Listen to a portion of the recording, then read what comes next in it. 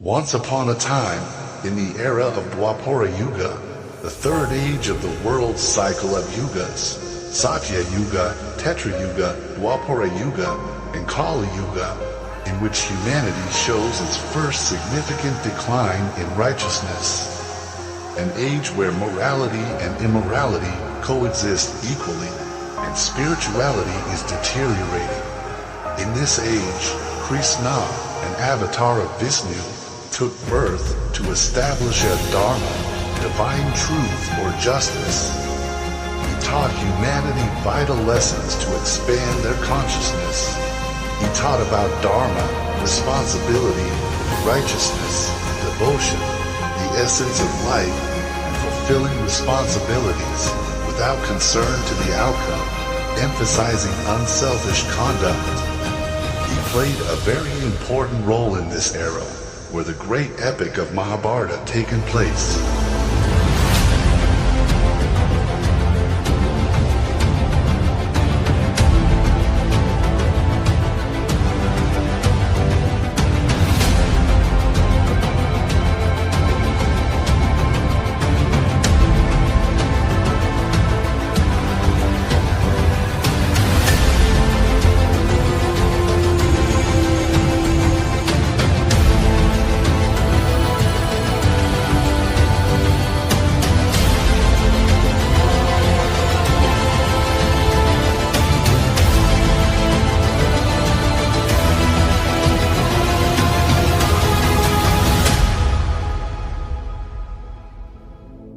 Whenever there is a decline in righteousness and an increase in sinfulness, O descendant of Bharata, at that time I manifest myself on earth to protect the righteous, to annihilate the wicked, and to re-establish the principles of Dharma. I appear on this earth, age after age. Weapons cannot shred the soul, nor can fire burn it. Water cannot wet it, nor can the wind dry it.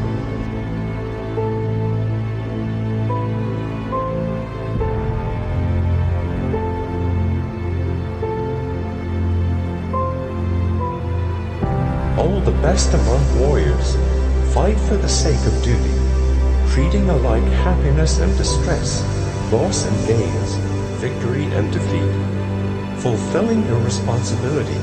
In this way, you will never incur sin.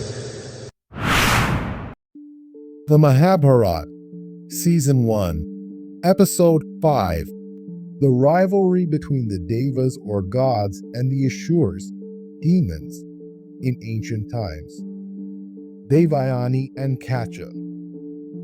In ancient times, there was a bitter struggle between the Devas and the Ashuras for the lordship of 3 worlds. Both belligerents had illustrious preceptors. BRIHASPATI, who was preeminent in the knowledge of the Vedas, was the guiding spirit of the Devas, while the Asuras relied on SUKRACHARYA's profound wisdom. The Ashuras had the formidable advantage that SUKRACHARYA alone possessed the secret of Sanjivini, which could recall the dead to life. Thus the Ashuras who had fallen in the battle were brought back to life time and again, and continued their fight with the Devas. The Devas were thus at a great disadvantage in their long war with their arch-enemies. They went to Kacha, the son of BRIHASPATI, and besought his aid. They begged him to win his way into the good graces of SUKRACHARYA, and persuade him to take him as a pupil. Once admitted to intimacy and confidence, he was to acquire by fair means or foul the secret of Sanjivini and remove the great handicap under which the Devas suffered. Kacha acceded to their request and set out to meet SUKRACHARYA, who lived in the capital city of Vrishaparva, the king of the Ashura. Kacha went to the house of Sukra, and after due salutation, addressed him thus: I am Kacha, the grandson of the sage Ashuras and the son of BRIHASPATI. I am a brahmacharin, seeking knowledge under your tutelage. It was the law that the wise teacher should not refuse a worthy disciple who sought knowledge of him. So Sukra acceded and said, Kacha, you belong to a good family. I accept you as my disciple, the more willingly, that by doing so, I shall also be showing my respect for BRIHASPATI. Kacha spent many years under SUKRACHARYA, rendering to perfection the prescribed duties in the household of his master. SUKRACHARYA had a lovely daughter, Devayani, of whom he was extremely fond. Kacha devoted himself to pleasing and serving her with song and dance, and succeeded in winning her affection, without detriment, however, to the vows of brahmacharya. When the Ashuras came to know of this, they became anxious as they suspected that Kacha's objective was somehow to wheedle out of SUKRACHARYA the secret of Sanjivini. They naturally sought to prevent such a calamity. One day, as Kacha was engaged in grazing the cattle of his master, the Ashuras seized him, tore him to pieces, and cast his flesh to the dogs.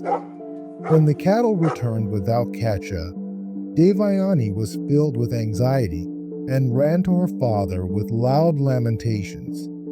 The sun has set, She wailed. and your nightly fire sacrifice has been performed. Still Kacha has not returned home. The cattle have come back by themselves. I fear some mishap befallen Kacha. I cannot live without him. The fond father employed the art of Sanjivini and invoked the death youth to appear. At once Kacha came back to life and greeted the master with smile. Asked by Devayani the reason of his delay, he told her that as he was grazing the cattle, the Ashuras came suddenly on him and slew him. How he came back to life he knew not, but come back to life he did, and there he was. On another occasion, Kacha went to the forest to pluck flowers for Devayani, and again the Asuras seized and killed him, and pounding his body to a paste, mixed it up in seawater. As he did not return even after a long time, Devayani went as before to her father, who brought Kacha back to life by his Sanjivini, and heard from him all that had taken place. For the third time again, the Asura killed Kacha, and very cleverly, as they thought, burned his body, mixed the ashes in wine, and served it to SUKRACHARYA, who drank it, suspecting nothing. Once more the cows returned home without their keeper, and once again Devayani approached her father with her distressful appeal for Kacha. SUKRACHARYA tried in vain to console his daughter. Though I have again and again brought back Kacha to life, the Ashuras seem bent upon killing him, while death is the common, and it is not proper for a wise soul like you to sorrow at it. Your life is all before you to enjoy, with youth and beauty and the goodwill of the world. Devayani deeply loved Kacha, and since the world began, wise words have never cured the ache of bereavement. She said, Kacha, the grandson of Ashuras and the son of BRIHASPATI, was a blameless boy who was devoted and tireless in our service. I loved him clearly, and now that he has been killed, life to me has become bleak and unsupportable. I shall therefore follow in his path. And Devayani began to fast. SUKRACHARYA, heart-stricken by his daughter's sorrow, became very angry with the Ashuras, and felt that the heinous sin of killing a Brahmana would weigh heavily on their fortunes. He employed the Sanjivini art and called upon Kacha to appear. By the power of the Sanjivini, Kacha dispersed as he was in the wine which was inside SUKRACHARYA's body at the time, regained life, but prevented by peculiarity of his location from coming out. He could only answer to his name from where he was. SUKRACHARYA exclaimed in angry amazement, O Brahmasharan, how did you get into me? Is this also the work of the Asuras? This is really too bad and makes me feel like killing the Ashuras immediately and joining Devas. But tell me the whole story. Kacha narrated it all in spite of the inconvenience imposed by his position. Vesampayana continued, the high-souled and austere SUKRACHARYA of immeasurable greatness became angry at the deceit practiced on him in his wine, and proclaimed for the benefit of humanity, Virtue will desert the man who through lack of wisdom drinks wine. He will be an object of scorn to all. This is my message to humanity, which should be regarded as the imperative scriptural injunction. Then he turned to Devayani and said, Dear daughter, here is a problem for you. For Kacha to live, he must rend my stomach and come out of it, and that means death to me. His life can only be bought by my death. Devayani began to weep and said, Alas, it is death to me either way. For if either of you perish, I shall not survive. SUKRACHARYA sought a way out of this difficulty. The real explanation of it all flashed on him.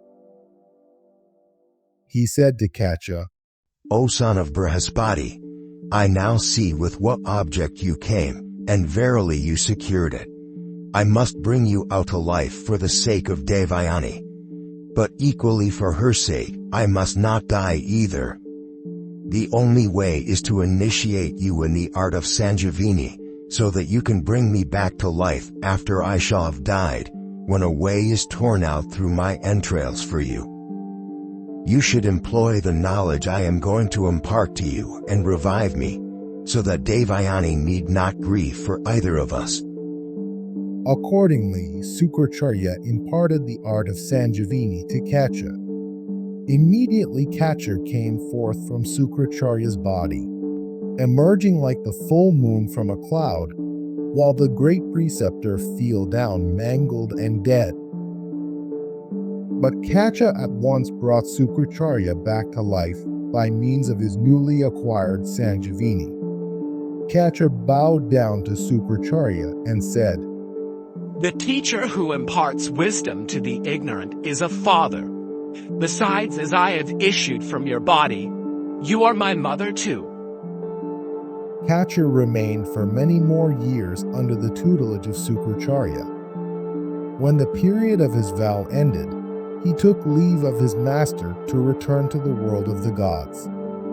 As he was about to depart, Devayani humbly addressed him thus, O grandchild of Asuras, you have won my heart by your blameless life, your great attainments and nobility of birth. I have loved you long and tenderly, even though you were faithfully following your vows of a Brahmasharan. You should now reciprocate my love and make me happy by marrying me. BRIHASPATI, as well as yourself, are fully worthy of being honored by me. In those days, it was no uncommon thing for wise and learned Brahmana ladies to speak out their mind with honorable frankness. But Kacha said, O faultless one, you are my master's daughter, and ever worthy of my respect.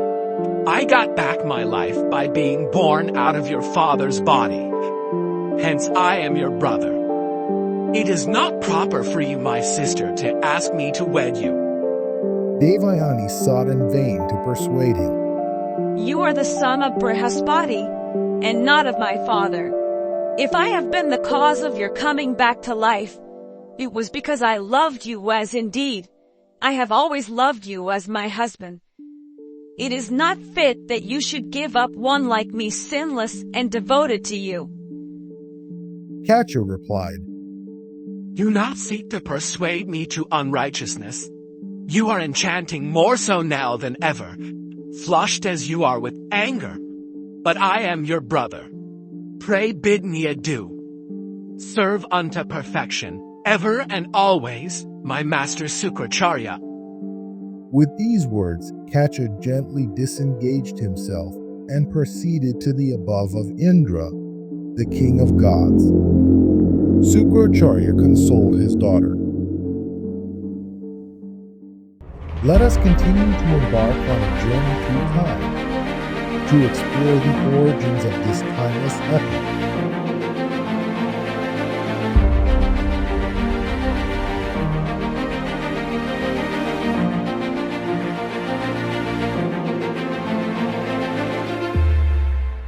The story of mankind. The story of Dharma.